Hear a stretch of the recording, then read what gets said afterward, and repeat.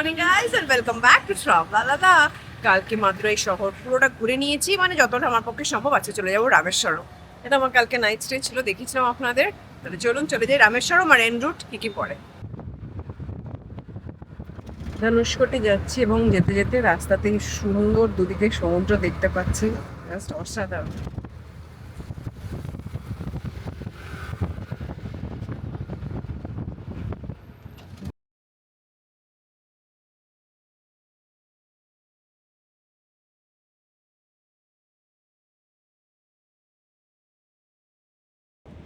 পাম্বান ব্রিজে দাঁড়িয়ে আছি, যদিও এখানে গাড়ি দাঁড়ানো সেরকম লিগাল নিয়ম নেই, কিন্তু সবাই 2 মিনিটের জন্য একটু দাঁড়িয়ে নিচ্ছে, আমিও নিচ্ছি। দ্য নিউ পাম্বান ব্রিজ, আমরা যেখানে দাঁড়িয়ে আছি, আমাদের প্রধানমন্ত্রী নরেন্দ্র মোদী এপ্রিল 6, 2025 এটার উদ্বোধন করেন। আর এটা কিন্তু ইন্ডিয়ার first vertical lift railway sea bridge. এই যে মডার্ন সমস্ত ইঞ্জিনিয়ারিং টেকনিক ইউজ করে ব্রিজটা বানানো হয়েছে, এটা ইন্ডিয়ান মেনল্যান্ডকে রামেশ্বরমের সাথে কানেক্ট করে পাম্বান আইল্যান্ডে। এই যে পেছনে ব্রিজটা দেখছেন, বড় জাহাজ এলে ব্রিজটা খুলে যায়। যখনই কোনো জাহাজ যাতায়াত করে, এই লিফটটা 72.5 মিটারে একটা মাঝখানের স্প্যান দিয়ে একদম ভার্টিক্যালি উঠে যায়, যাতে শিপটা পাস করতে পারে। এই যে পুরনো ব্রিজের স্ট্রাকচারটা দেখতে পাচ্ছেন, এইটা কিন্তু যখন এটা ফাংশনাল ছিল তখন কিন্তু এটা ওয়ার্ল্ডের one of the most dangerous railway track হিসেবে গণ্য করা হতো। এই যে পিছনে যেই বোটগুলো দেখলেন, দেখালাম আপনাদের, এইগুলো কিন্তু রাত্রিবেলা মাছ ধরে এই ট্রলারগুলো। আর এখন দাঁড়িয়ে আছে, বাট এই যে জলের যে কালারটা এত অসাধারণ লাগছে। পাম্বান ব্রিজ।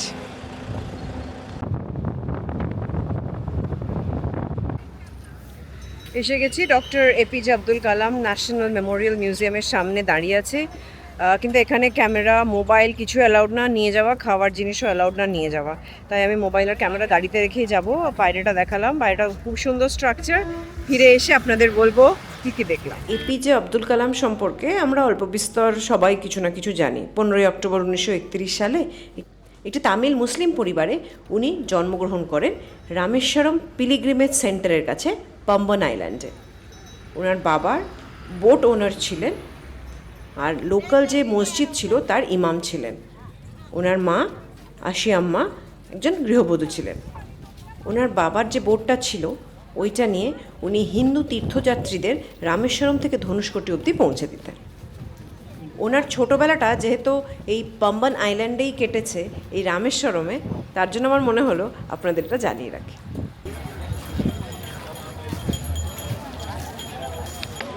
চলে এলাম ধনুষকোটি পেরিয়ে আরিচলমোনাই। এইটা কিন্তু ইন্ডিয়ার লাস্ট পয়েন্ট। আর দুদিকে দেখছেন সমুদ্রের কালার দুরকম, কারণ দুটো আলাদা আলাদা সি এখানে মিট করছে। কাছে গিয়ে দেখব। দাঁড়িয়ে আছি একদম মুখের এই জায়গাটাতে। এখানে ইন্ডিয়ান ওশান আর বে অফ বেঙ্গলের একটা সমন্বয় ঘটছে। দুটো জলের কালার কিন্তু একদম ডিস্টিংটিভলি আলাদা, কিন্তু পরিষ্কার বোঝা যাচ্ছে। আমি জানি না ক্যামেরাতে কতটা উঠছে, বাট আই এম হিয়ার। এখন তো আমি বেশ খানিকক্ষণ এখানে দাঁড়াবো। খুব সুন্দর হাওয়া দিচ্ছে। আর লোকের তো মানে প্রচুর লোক, আজকে তো সানডে ছুটির দিন, এমনিও প্রচুর লোক আসছে, সবাই এনজয় করছে। Vibe is different.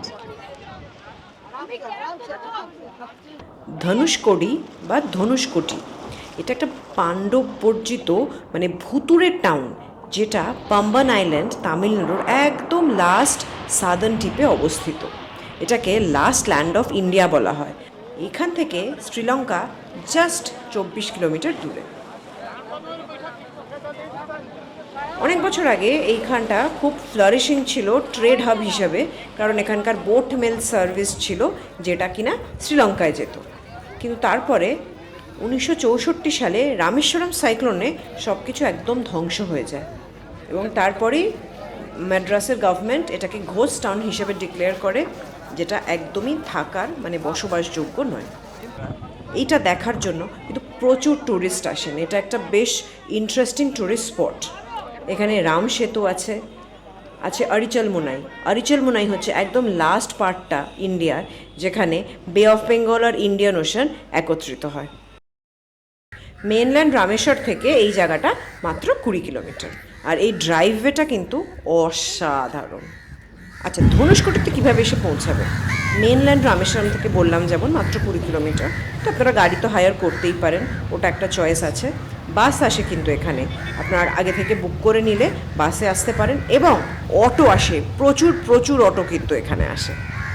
আর এখানে এলে দিনের বেলাতেই আসতে হবে, কারণ সন্ধ্যের পর কিন্তু এখানে ট্যুরিস্ট নট অ্যালাউড। ধনুষকোটিতে চলে এসছি, এখানে বিচের এখানে অনেক রুইন্স আছে, সেই রুইন্সগুলো, তার থেকেও বড় কথা বিচটা একটু ঘুরে বেড়াবো। দেখতে পাচ্ছেন পিছন দিয়ে সেই ধ্বংসস্তূপ আছে, আর আছে অসাধারণ ঠান্ডা হাওয়া আর বিচের মজা।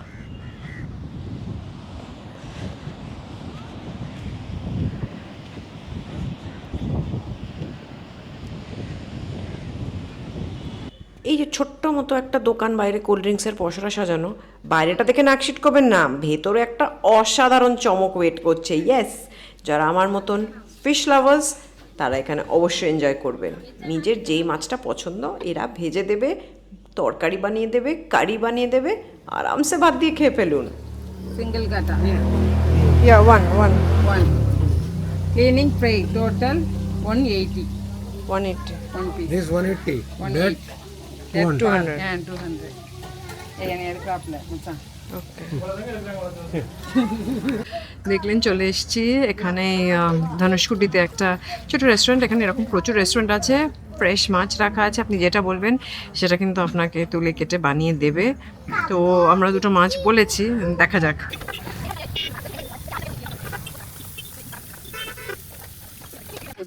এই যে মাছটা দিয়ে গেছে এটা কিন্তু আর যেটা অর্ডার করেছে ওটা পরে আসছে, এটা free and fresh. So let's see. মাছ, এটা potato fry. Kola rice kuda waka. চলে এসছে স্কুইড। ফাইনালি আরেকটা অর্ডারের মাছ এসে গেছে। এবার এটা খাবো, স্কুইডটা অসাধারণ ছিল।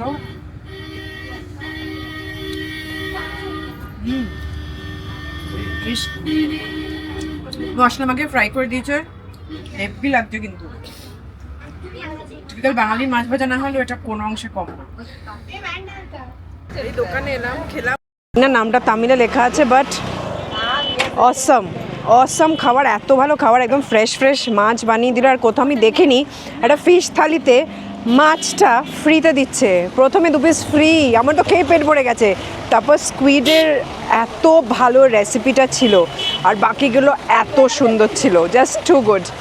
ম্যাডাম চলে গেলেন, বাট যাই হোক, নাম শপ নেম বাকি হোটেল, দোকানের নাম বাকি হোটেল। আমি জানি না তামিলে লেখা আছে, আপনারা বুঝতে পারবেন কি না, বাট এই যে ওয়াচ টাওয়ারটা আছে এখানে,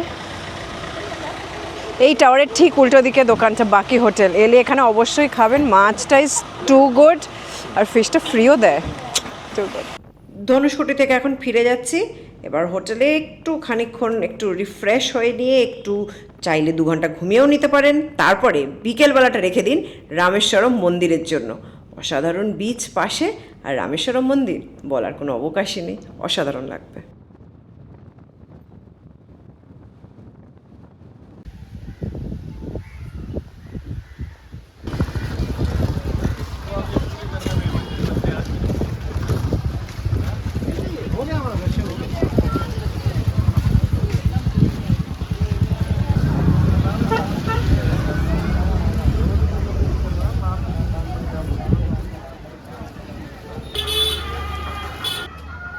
দাঁড়িয়ে আছে অগ্নি তীর্থমের সামনে, এখানে সমুদ্রের জলে স্নান করে তারপরে যেখানে 22টা নদী থেকে জল দিয়ে মাথায় দিতে হয়, সেইখানে যেতে হবে নর্থ টাওয়ারের দিকে। ওখানে ক্যামেরা অ্যালাউড হবে না, বাট দেখি কতটা কি দেখাতে পারি আপনাদের। চল। রামেশ্বরম অত্যন্ত পবিত্র হিন্দু তীর্থস্থান, এটা আমরা ছোটবেলা থেকেই জানি। দ্বাদশ জ্যোতির্লিঙ্গের একটি এবং 4 ধাম যাত্রার একটি প্রধান গন্তব্য। ভগবান শিবের উদ্দেশ্যে ডিভোটেড এই জায়গাটা কিন্তু মহাকাব্যের রামায়ণের সাথেও ওতপ্রোতভাবে জড়িত। প্রচলিত বিশ্বাস মতে লঙ্কার যুদ্ধের পরে প্রায়শ্চিত্তের উদ্দেশ্যে ভগবান রাম এখানেই প্রধান শিবলিঙ্গটি স্থাপন করেছিলেন এবং পুজো দিয়েছিলেন। শুধু মাইথোলজিক্যাল ইম্পর্টেন্স না, এটা একটা আর্কিওলজিক্যাল বিউটি আছে। এই মন্দিরটি দ্রাবিড় স্থাপত্যের এক অনন্য নিদর্শন। এই যে বিশাল আয়তন আর সূক্ষ্ম যে পাথরের খোদাইয়ের কাজ, এটার জন্য কিন্তু এটা বেশ ফেমাস। এই মন্দিরের যে থার্ড করিডোরটা আছে এটা এশিয়ার দীর্ঘতম করিডোর, প্রায় 1.2 কিলোমিটার্স লেংথে। এতে 1212টি খোদাই করা স্তম্ভ রয়েছে। এটা মন্দিরের ইস্ট গেটের সামনে আমরা দাঁড়িয়ে আছি। আমরা এখান দিয়ে ঢুকেছিলাম দর্শন করতে। 200 টাকাতে কুইক দর্শন হয়ে যাবে আপনার, একদমই কোনো লাইন নেই, দাঁড়াতেও হচ্ছে না। আমি জানি না খুব ভিড়ের দিনে কি হয়, আজকে ভিড় থাকলেও সেই অনুপাতে কিন্তু অতটা আমার চোখে পড়েনি।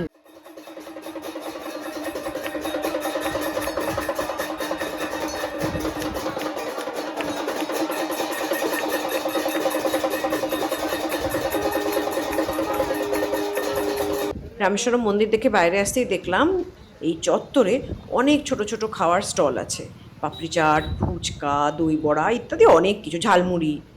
এবার আমরা বিচ ধরে হাঁটতে হাঁটতে হঠাৎ লক্ষ্য করলাম একটু দূরে এই ঠেলাটা। খুব ইনকুইজিটিভনেস নিয়ে একটু কাছে যেতেই দেখলাম, আরে এ তো পুরী দীঘার মতন, মাছের স্বর্গ এক্স্যাক্টলি। একটু সাউথ ইন্ডিয়ান স্টাইলে পরোটা উইথ ফিশ কারি 50 টাকায়, ইডলি উইথ ফিশ কারি 40 টাকায়, ক্র্যাব স্যুপ আছে 30 টাকায়, ইডিয়াপ্পাম ফিশ কারি আছে 30 টাকায়। অসাধারণ লাগলো। এইখানে বসে বসে এই পাশের সমুদ্রের হাওয়া খেতে খেতে কিন্তু আরামসে আপনি এনজয় করতে পারেন একটা ফিশি ইভিনিং।